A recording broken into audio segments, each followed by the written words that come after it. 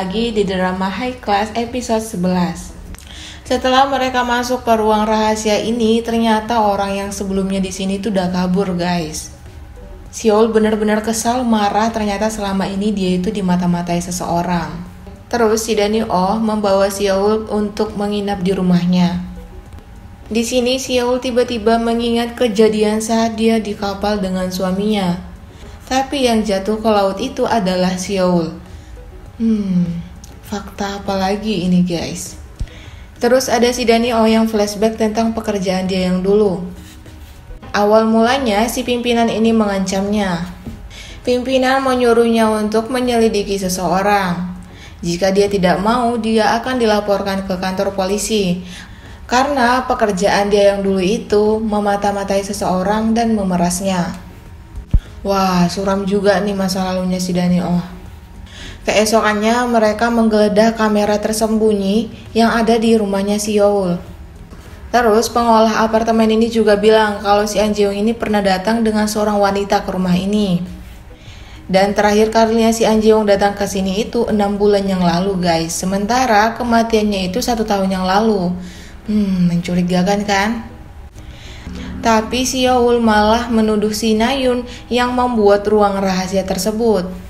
Si Na-yoon ternyata juga nggak tahu tentang ruang rahasia itu. Dan dia juga bercerita kalau dia itu pernah datang ke rumah itu dan berharap kalau si An Ji-young menunggunya di situ. Tapi ternyata itu hanya halusinasinya. Dan mereka berdua ini akhirnya kayak debat gitu. Berbeda dengan kedua anak mereka. Anak mereka malah saling dekat. Bahkan anaknya si Na-yoon selalu melindungi si Ichan. Di samping itu, si detektif ini mendatangi si Ji-sun karena dia gemas si Ji-sun gak kunjung datang ke kantor polisi. Tapi si Ji-sun pintar banget, dia tahu kalau kasus ini sebenarnya udah ditutup. Dan bahkan dia balik mengancam si detektif ini. Dan sikap si Ji-sun yang menghindari interogasi dari polisi ini tidak disukai anaknya. Si Jung-mo ini benar-benar gak menyukai semua hal yang dilakukan oleh ibunya, guys. Kemudian ada Seoul yang melihat gambaran si Ichan. Si Ichan menggambar sosok hitam yang dia lihat pada malam itu, guys. Lalu Seoul memaksanya untuk mengatakan siapa yang dia lihat ini.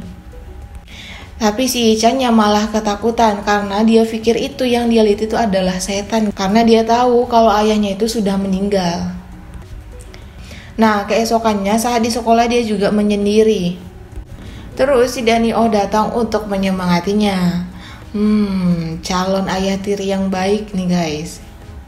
Balik ke detektif itu, temannya curiga kalau suaminya si Ji-sun ini ada hubungannya dengan kematian pimpinan.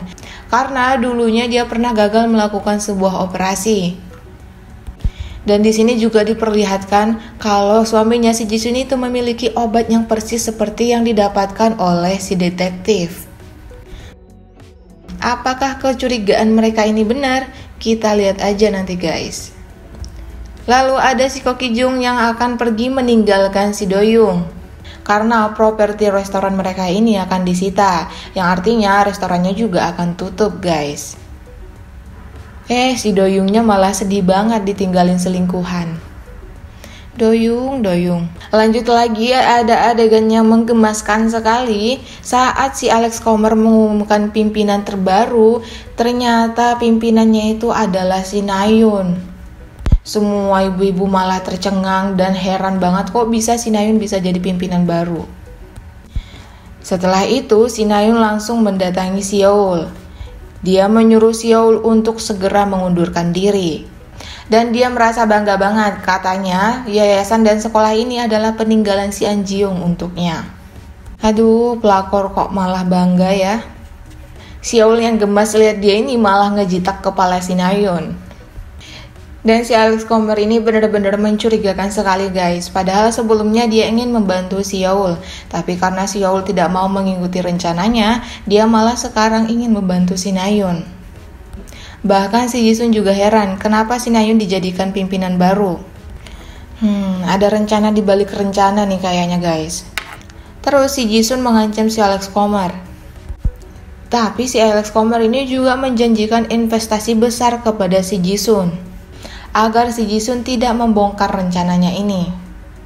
Investor yang dijanjikan si Alex Komar ini berasal dari Hong Kong, dan dia adalah pemilik dari kasino yang di Hong Kong, guys. Dan si Jisun akan terlibat dalam pengelolaan dewan direksi di sekolah itu. Malamnya si Jisun senang banget karena investor dari Hong Kong ini menyetujui apa yang dia inginkan. Nah, di sini dari ceritanya si Jisun, dia memiliki masa lalu yang sangat suram juga. Semua keluarganya tidak ada yang memperlakukannya sebagai manusia, kecuali ibunya Pak An yang sekarang menjadi asistennya. Dan dia menjadi orang yang lebih agresif sekarang itu karena dulunya dia tidak pernah diperhatikan oleh kedua orang tuanya. Terus ada suaminya si Jisun yang melarang si Jungmo untuk merokok, tapi si Jungmo malah melawannya.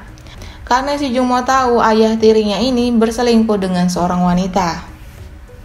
Wah, pantas aja si Jungbo yang dibenci juga terhadap ayah tirinya. Keesokannya ada si Danio yang mendatangi bagian pengelolaan bangunan. Ternyata si bapak inilah yang membuat ruang rahasia ini. Dan yang menyuruh dia membuat itu adalah si Alex Komar. Wow, fakta yang mengejutkan sekali ini. Kok bisa si Alex Komar membuat ruang rahasia di rumahnya si Yeol? Nah, si Yeol langsung mencurigai si Alex Komar ini bersekongkol dengan si Nayun untuk membuat ruang rahasia tersebut. Tapi si Danio ingin memastikan apa sebenarnya rencana si Alex Komar. Jadi dia akan menggeledah kantornya si Alex Komar saat pelantikan si Nayun sebagai pimpinan baru. Di samping itu, detektif mendapatkan identitas asli yang bernama Danio. Dia langsung mendatangi dan menangkap si Danio. Padahal di sini si Danio ingin masuk ke ruangannya si Alex Komar. Tapi sebelum ditangkap, dia sempat membuat alat pelacak di bawah mobilnya si Alex Komar. Terus si Alex Komar ini terlihat memuji si Nayun. Dari sini terlihat jelas banget kalau si Alex Komar ini juga ada hubungannya dengan kematian pimpinan. Si Nayun tampil cantik di pelantikannya. Dan saat mereka berkumpul dengan grup yang dari Hong Kong ini, si Yeol melihat mereka dari kejauhan, lalu dia gercep masuk ke ruangannya si Alex Komar. Dan ini adalah akhir episode 11. Setelah dia masuk ke ruangan Alex Komar, dia mendapatkan file flash disk yang pernah dikasih si Danio kepada pimpinan lama. Lalu saat dia ingin keluar, ternyata si Alex Komar ini datang dengan seseorang. Akhirnya, si Yeol bersembunyi di dalam lemari. Nah, di sini baru dijelaskan bahwa benar si Alex Komar itulah yang membunuh pimpinan lama. Ini juga si Alex Komar bercerita tentang rencana besarnya dengan seseorang ini. Dan seseorang ini adalah si An Ji-young, guys. Gila banget fakta drama ini. Ternyata si An Ji-young dalang dari semuanya. Si Yeol kaget banget mengetahui fakta ini. Apa yang akan terjadi selanjutnya? Bagaimana dengan rencana besarnya si An Ji-young? Apakah akan berhasil? Kita akan saksikan di episode 12. Thank you for watching and see you on next video, guys. Bye-bye.